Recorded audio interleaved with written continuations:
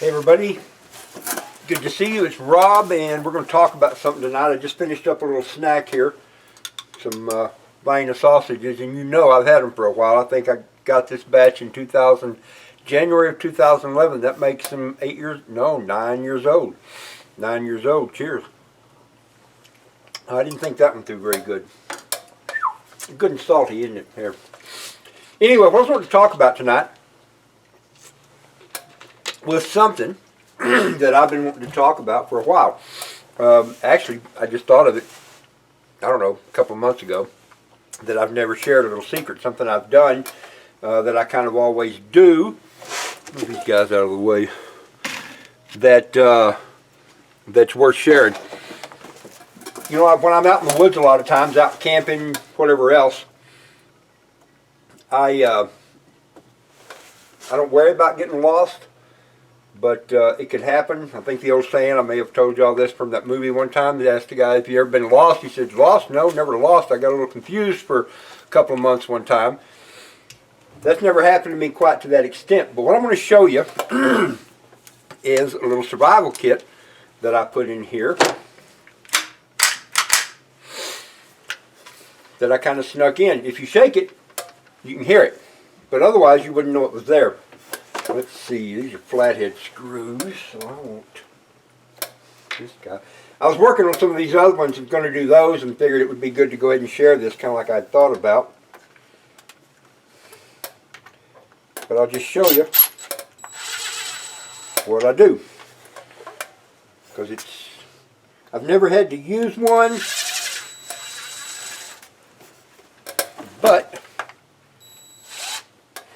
it's good to know it's here if I ever did have to use it. There we go. This is not a huge one. This is a pretty small one. I've got a little bit more room in a couple of these other ones, the buttstocks, and I'll show you that. Now something else I've done here too, I believe, maybe not. Some of the rifles I've got, some of the guns I've got, up underneath I have my name, driver's license number, some things like that. So thing one is, if it ever got stolen, it's easy to identify that it's mine. Thing two is, if you can see, I drilled some holes. This is just a good solid wood stock, and I drilled a few holes in there so I could put things I needed. Like the two small holes there are just perfect for holding a few shells. Now I didn't drill this in real deep. I didn't want to overdo it, overcut it to weaken it. So I just did a little bit. But that gives me 4 extra shots right there just in case. And then in the bigger hole there in the middle, see if I can get that out. As I recall, it went in there pretty snug. It did go in there pretty snug. There we go. I dropped something. Safety pin. Right, all good survival kits have to have a safety pin, right? So I got that. But I've also got this little package here, and this is how I made it to get out. I wrapped some artificial sinew around it. I don't know if you can see just what that is, or if you even know what I might do a little video telling about that. But it's artificial sinew. It's basically just a nylon string that's made back when I did all the buckskinning and the mountain man rendezvous type stuff. This was the thread we would use to sew with because it looks like sinew. That's the idea, so that it would look right. Now I'm trying to decide if I want to undo this thing, and I don't think I do. If I had been thinking ahead, I would have brought other parts of what it is, but I can tell you what's in there for the most part. In fact, this right here probably is exclusively a book of matches. Cat, don't be annoying. A book of matches that I wrapped up in plastic real good, put a little bit of tape around to keep it closed, and then like I say, I wrapped the string. As I recall, there's about 30 or 40 feet of this string right here, this artificial sinew. And the good thing about this stuff is it will split down at least 4 times, and so you can get it small enough it'd make just a fine little fishing string as well. But it's also good for 1,000 other things, as you know. So I got matches right there all wrapped up and ready to go. Along with that, I got a couple birthday candles that I put in there. If they'll come out, there we go. A couple of birthday candles. Candles are good. You know, as a kid, I always saw in the survival kits that you had a candle with you. And I thought, well, I guess that's nice. You know, it makes it easier to see in the dark. Candles are a good thing for getting a fire lit, though, and I didn't realize that. And a lot of people probably still don't realize that. You get a candle going, and you don't have to wait for a match to burn down and burn your thumb, and it basically just gives you a lot longer lasting match kind of a thing. And down in there further, which I may play heck getting out. There we go. If I can get the string. There we go. There we go. There's actually a couple of these in there, but these are your basic, good old-fashioned cotton balls soaked in Vaseline. Now, something else I'll share with you. It wasn't until a few weeks ago that I had ever actually used a cotton ball soaked in Vaseline to light one on fire. But it works great, as probably everybody except me knew. Ferro rod, a couple of strikes, and the dude lit right up and burned for 4 or 5 minutes. 3 or 4 minutes anyway before it went out. That's plenty of time to get a fire going, even if everything is not real dry.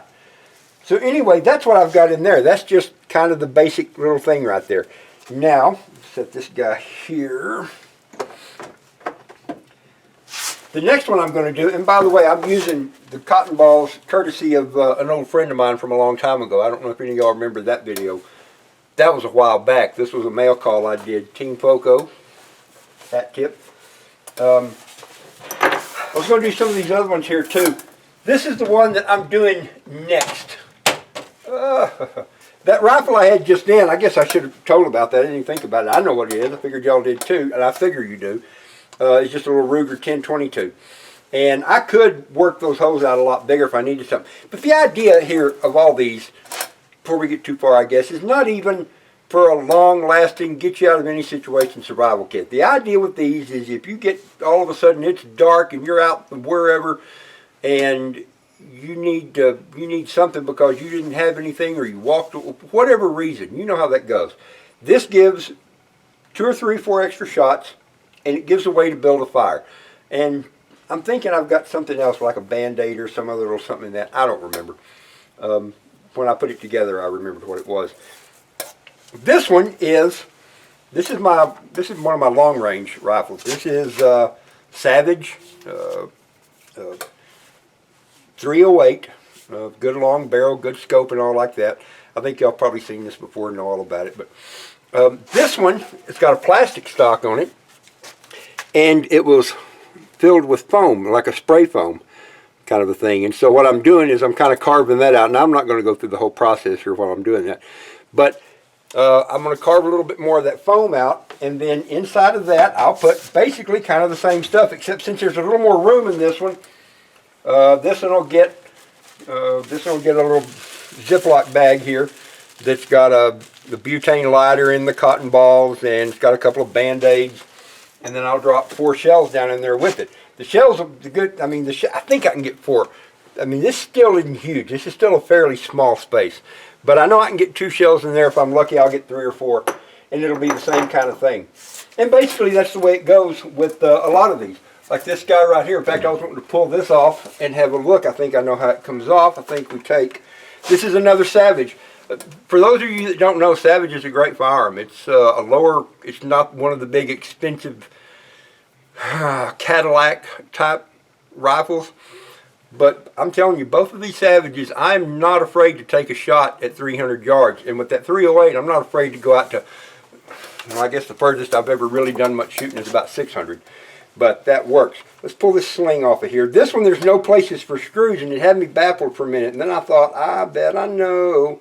So, we're going to take that. I think we're going to. Maybe I'll get it off. There we go.